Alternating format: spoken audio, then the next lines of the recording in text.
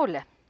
Bueno, entonces esta es la continuación de nuestro video anterior en donde vimos el teorema de caracterización de formas multilineales. Lo que vamos a hacer a continuación es ver algunas propiedades y lo que necesitamos para demostrar la existencia y unicidad de los determinantes en cualquier orden. Así como combinación lineal de transformaciones lineales es lineal, combinación lineal de formas bilineales es bilineal, pues también, en general, la combinación lineal de formas p-lineales es una forma p-lineal. Y este es un resultado muy fácil de demostrar. Bueno, tomamos p espacios vectoriales definidos sobre el campo K, todos ellos de dimensión finita, dos formas p-lineales definidas en el producto cruz de este espacio y algún escalar en nuestro campo. Entonces, como antes, fijamos p-1 vectores para dejar libre solamente uno de ellos y demostrar que cada función definida como fijamos p-1 vectores y dejamos libre el p-ésimo para el k-ésimo, perdón. Fijamos p-1 vectores y dejamos libre el k-ésimo para k desde 1 hasta p. La función suma evaluada en este vector es lineal. Bueno, entonces lo que debemos demostrar es que la función hj es aditiva y homogénea, es decir, abre sumas y saca escalares. Bueno, entonces, por definición, hj evaluado en esta suma de vectores, en esta combinación lineal de vectores, es la función f más lambda g evaluada en esta p-ada ordenada de vectores, donde en la j-ésima componente tenemos una combinación lineal de vectores. Por definición de suma de funciones, esto es evaluar f en esta p-ada ordenada más evaluar lambda veces g en esta misma p-ada ordenada. Es decir, tenemos esto, ¿ok? Pero sabemos que f es una forma p-lineal, entonces nos va a abrir sumas y sacar escalares. Y lambda veces g es, por definición del producto de un escalar por una función, el escalar lambda que multiplica g evaluada en esta p-ada ordenada. Pero nuevamente usamos que g es una forma p-lineal y nos va a abrir esta suma y nos va a sacar los escalares, ¿ok? Que es lo que estamos diciendo en esta parte de aquí. Y entonces ahora, ¿qué vamos a hacer? Pues vamos a agrupar f con lambda veces g evaluada en esta p-ada ordenada y luego mu veces f más lambda por mu evaluada por g evaluada en esta p-ada ordenada y vamos a factorizar nuestro escalar mu convenientemente. Y entonces al hacer eso, fíjense que nos queda f más lambda que multiplica a mu g evaluado aquí. Entonces aquí sacamos este mu para afuera y metemos el lambda para adentro y nos queda f más lambda más mu por lambda veces g evaluado aquí y luego nos queda mu f más mu por lambda g evaluado en esta p-ada ordenada, que no es otra cosa que h subíndice j evaluada en el vector b, dado por esta p-ada ordenada, más mu h subíndice j evaluado en el vector w, que está determinado aquí en la j-ésima componente de nuestra p-ada ordenada. O sea, tanto hj es una forma lineal para cada j, ya que esto se hace de manera general. ¿Ok? Entonces nada más usamos que las anteriores eran lineales. Se fijan, fue exactamente lo mismo que hicimos con formas bilineales, pero ahora lo que hicimos, bueno, pues fue escribir más subíndices para los vectores que ocupan los otros lugares de la componente. Algo básico, que lo voy a dar como si fuera un repaso, es que sí es el tema de permutaciones, ya que este supuestamente lo debieron haber llevado en fundamentos de álgebra o en matemáticas discretas.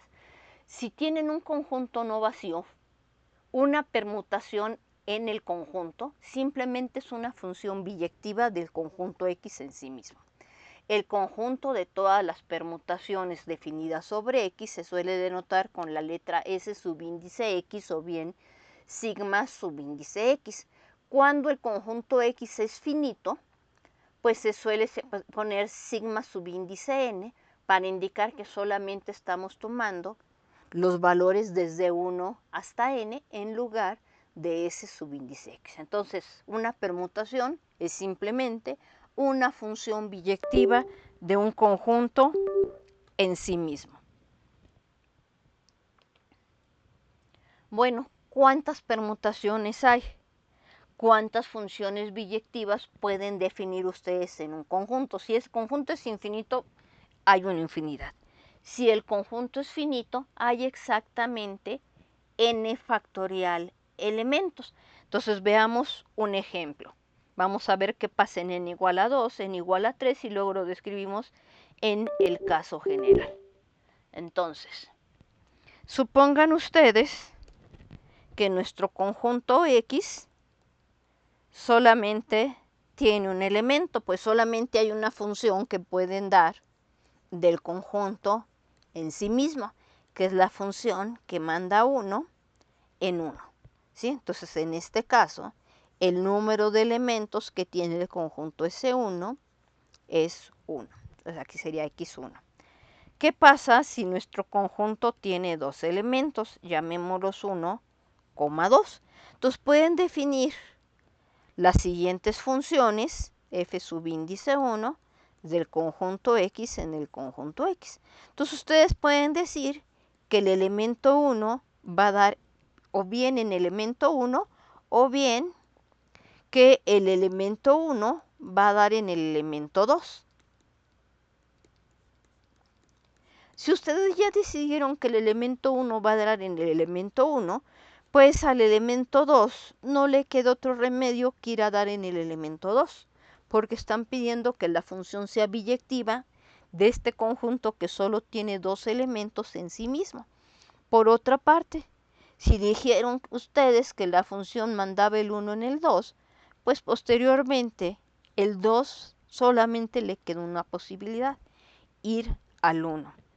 Bueno, si ahora suponen ustedes que su conjunto tiene 3 elementos, pues fíjense ustedes aquí que pueden empezar con su función f1 y que empiece igual que aquí, que el 1 vaya en el 1, que el 2 vaya en el 2, y entonces al elemento 3 no le queda otro remedio que ir a 3.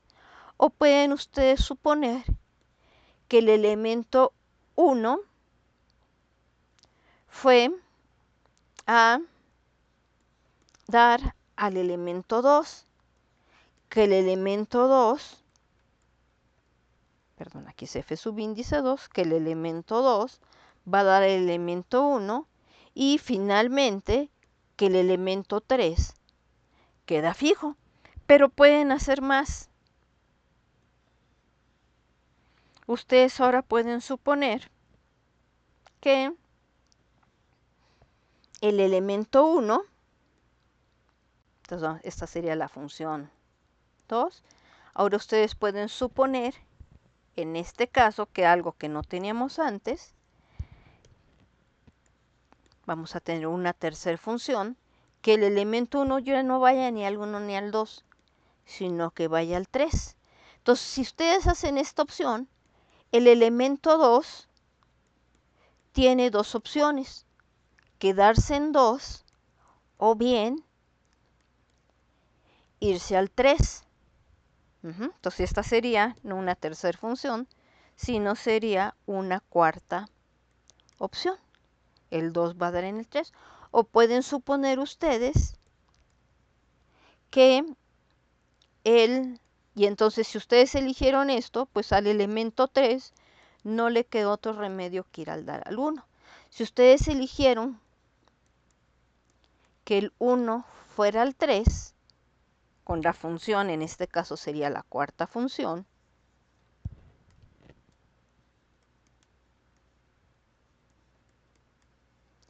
entonces f subíndice 4 de 2 fue al 3 y entonces f subíndice 3 va a dar, perdón, f subíndice 4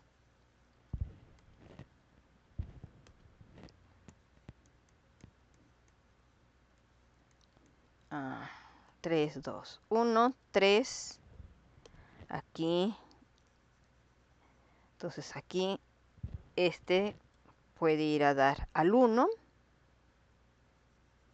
y este estaría forzado a ir al 2. Y esto es dándole al segundo elemento nada más la opción de ir al 2 o al 1, pero podrían tener más combinaciones. ¿Qué otra opción es la que pueden tener? Bueno, entonces el F1 puede ir a dar al 1, el 2 al 2, el 3 al 3, pero ¿quién le impide a nuestro elemento 2, una vez que ustedes eligieron que F1 de 1 era 1, ¿quién impide en F4, esta sería nuestra función 5, quién impide al 2 ir al 3?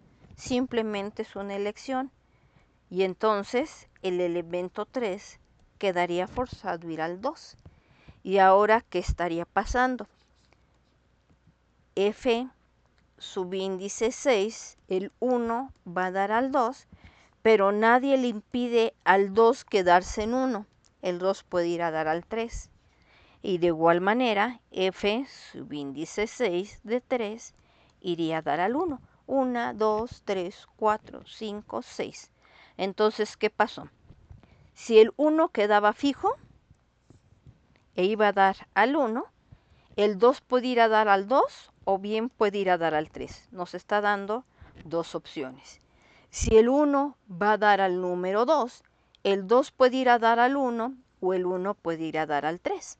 Estas son las dos opciones que provienen de las elecciones anteriores. Salieron dos combinaciones. Pero si el 1 va a dar al 3, este elemento queda fijo y aquí estaríamos intercambiando 2 y 3, que son las posibles permutaciones que hay de dos elementos. Nada más que ahora en lugar de llamarse los símbolos 1 y 2, se llaman 2 y 3. Entonces, fíjense que en este caso, de la parte anterior, se puede deducir qué pasa en los siguientes casos. Mira, y entonces, ¿qué pueden decir en general? Entonces, si ustedes tienen ahora que el número de elementos que hubo en las permutaciones con un solo elemento fue 1. El número de permutaciones de un conjunto con dos elementos es 2.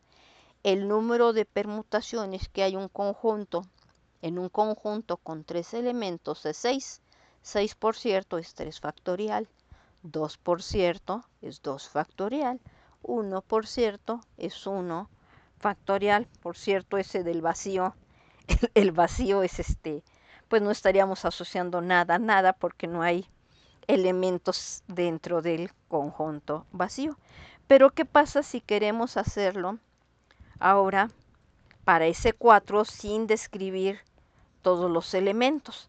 Bueno, sin describir todos los elementos, entonces, ¿qué opciones tenemos? Si el 1 va a dar en el 1, entonces hay 6 opciones distintas para los elementos 2, 3 y 4. ¿Ok? Si el 1 va a dar en el 2. Nuevamente hay 6 opciones distintas que son todas las permutaciones posibles de los elementos 1, 3 y 4.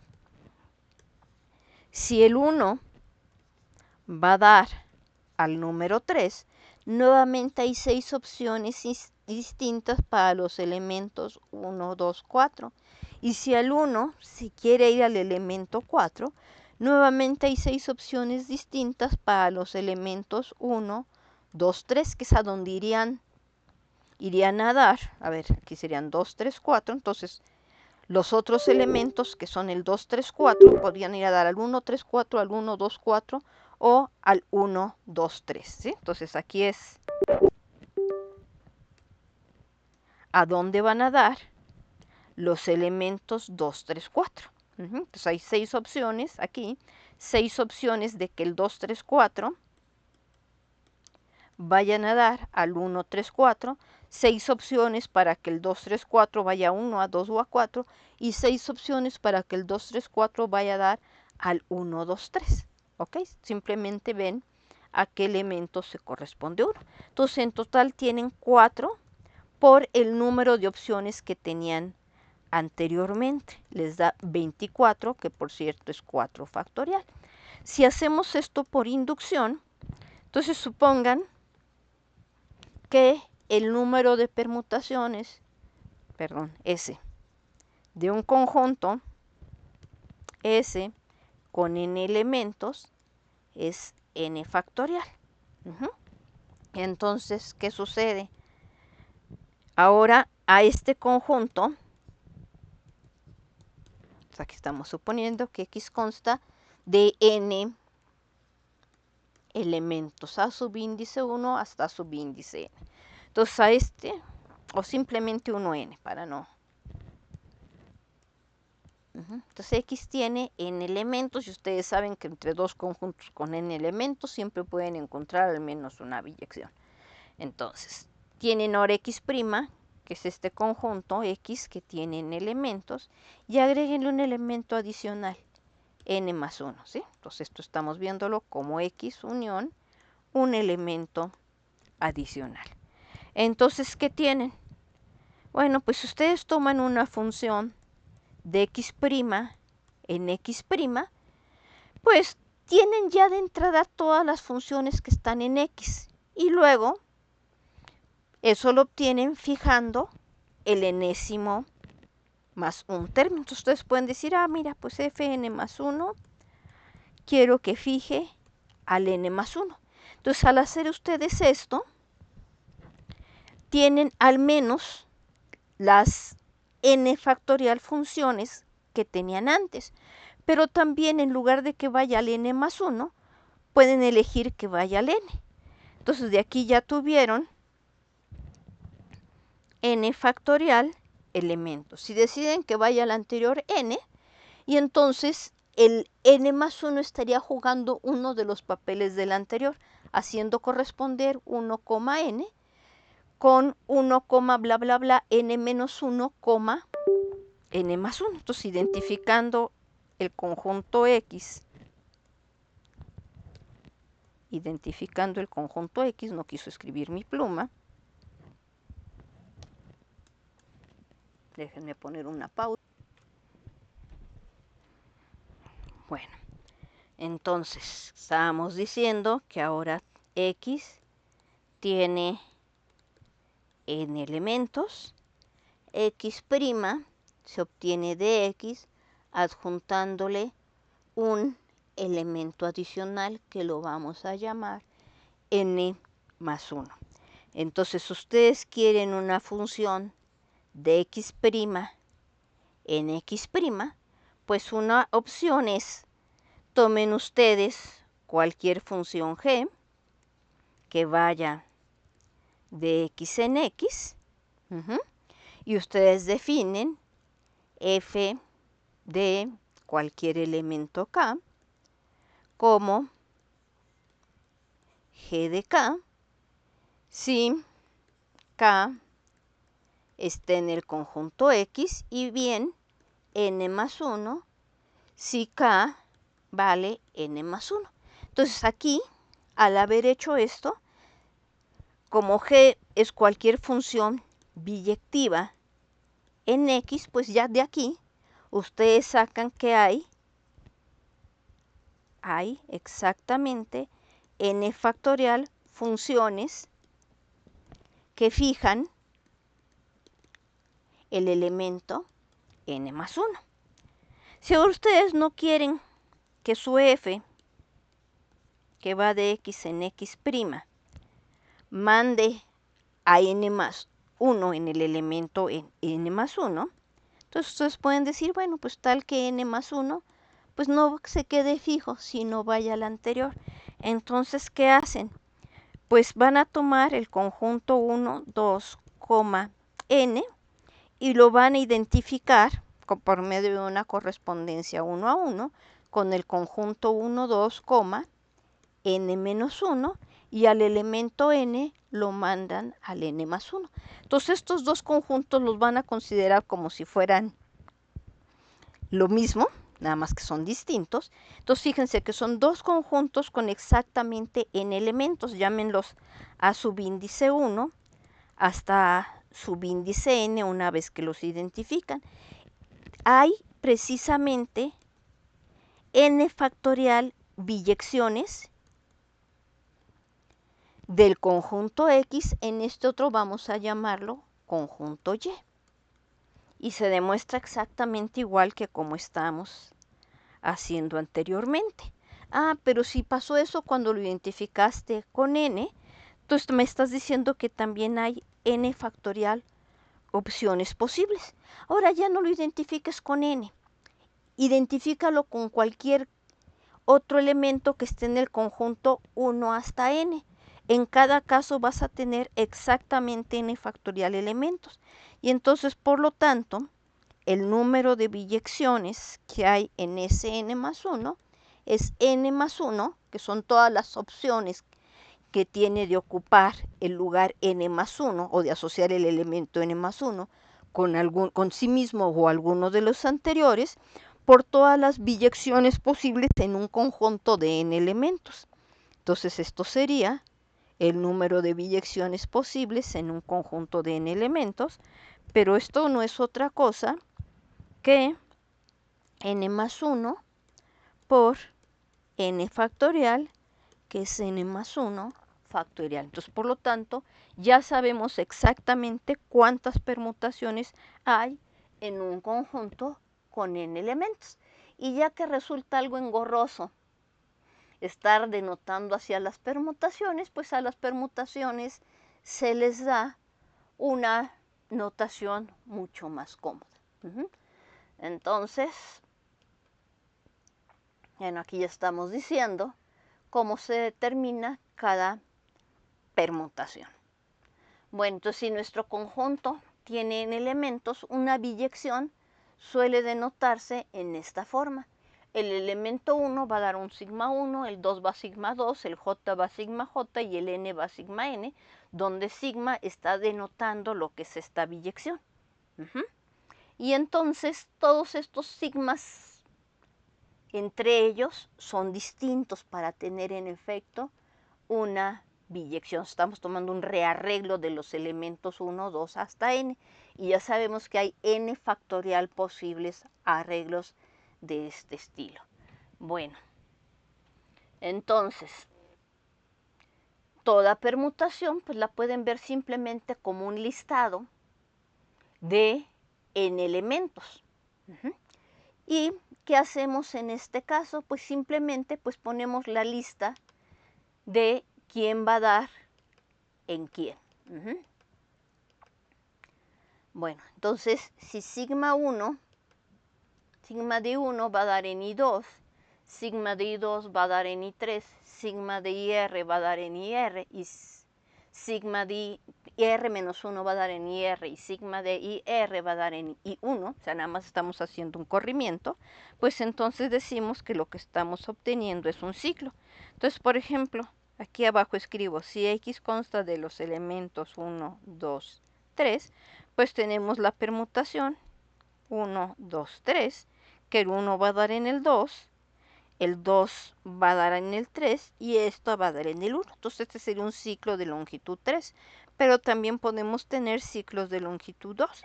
Por ejemplo, el 1 va a dar en el 2, el 2 va a dar en el 1 y el 3 se queda fijo. Esto sería un ciclo de longitud 2 porque esta parte de aquí está quedando fija. Y un ciclo de longitud 1, pues simplemente sería poner la función identidad, ¿ok? Entonces, ese es ejemplos de nuestros ciclos.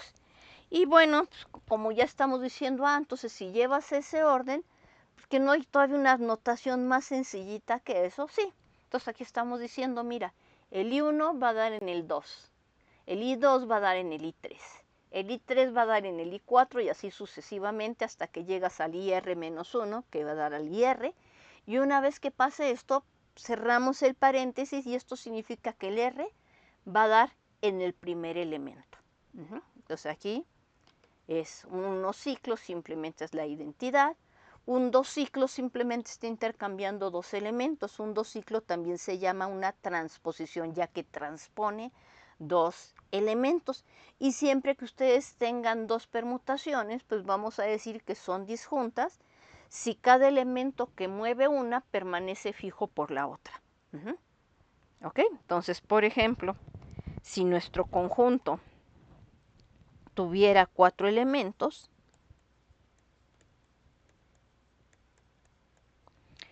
entonces podemos tener el ciclo que manda el 1, 2, 3 y 4 los deja fijos. Y el ciclo que manda al 3 al 4, el 4 al 3 y el 1 y 2 los dejan fijos. Entonces esta y esta serían dos ejemplos de permutaciones, en particular de transposiciones, que son disjuntas. ¿Ok? Bueno. Entonces eso es lo que estamos viendo en este momento. Y entonces aquí pues vamos a poner con más elementos nuestro conjunto. Tenemos aquí simplemente el 1 queda fijo, el 2 va a dar al 4, el 3 queda fijo, el 4 va a dar al 2 y el 5 queda fijo. Entonces esto es un ejemplo de una transposición. Ahora, si mandamos el 1 al 2, el 2 al 3, el 3 al 5, el 4 queda fijo y el 5 al 1, entonces estamos diciendo el 1 va a dar al 2, el 2 al 3, el 3 al 5 y el 5 al 1. Hay 4 elementos y el restante, que es el 4, permanece fijo. Ese es un ejemplo de un 4 ciclo. Por ejemplo, si el 1 va a dar al 2, el 2 al 3, el 3 al 1, el 4 al 5 y el 5 al 4, esta no es un ciclo. Esta se está escribiendo como 1, 2, 3, este sí es un ciclo de longitud 3, seguido del 4, 5. El 4 va a dar en el 5 y el 5 en el 4. No es un ciclo, pero sí lo llamamos un producto o composición de ciclos disjuntos. ¿Ok? Bueno, entonces, en general, se dice que una forma es alternante si cuando ustedes intercambian bueno, sí, cuando ustedes tienen dos componentes iguales en un vector, la forma va a dar a 0. Y si consideran dos elementos entre 1 y p fijos y una permutación que solamente intercambia I con J, es decir, una transposición, la transposición IJ, o sea, si sigma es la transposición IJ, en otras palabras, si hacemos la notación larga, I va a dar en J, J va a dar en I y todos los demás elementos permanecen fijos. Entonces, al intercambiar dos columnas, solamente nuestra función cambia un signo. ¿Ok? Entonces, si hay dos vectores iguales, vamos a 0 y si intercambiamos dos vectores, cambia el signo. Esta es nuestra definición de alternante, que es lo mismo que hicimos para formas bilineales, pero ahora lo estamos haciendo en formas multilineales. Entonces observen ustedes que una forma multilineal en la definición, si satisface la condición 1 automáticamente va a satisfacer la condición 2. Entonces, como se demostró anteriormente, cuando nuestro espacio vectorial era K2 y P igual a 2, las dos condiciones anteriores eran equivalentes. En el caso general, si nuestro campo no tiene característica 2, la condición 1 no es consecuencia de la condición 2. O sea, sí son dos condiciones distintas en el caso general. ¿Y de qué vamos a hablar en nuestro próximo video de esta sesión? Pues vamos a decir que es un determinante. Bueno, identificando n copias de nuestro espacio vectorial Kn con las matrices de orden n, vamos a decir que una función del espacio de matrices de orden n en nuestro campo es un determinante si es multilineal, si es alternante y manda a la identidad en el escalar 1. Entonces nos interesa ver que la función determinante existe para cualquier orden, no solamente para orden 2, sino que en cualquier orden n positivo podemos definir una función determinante y nos interesa ver qué propiedades tiene. Eso lo dejamos para la próxima video.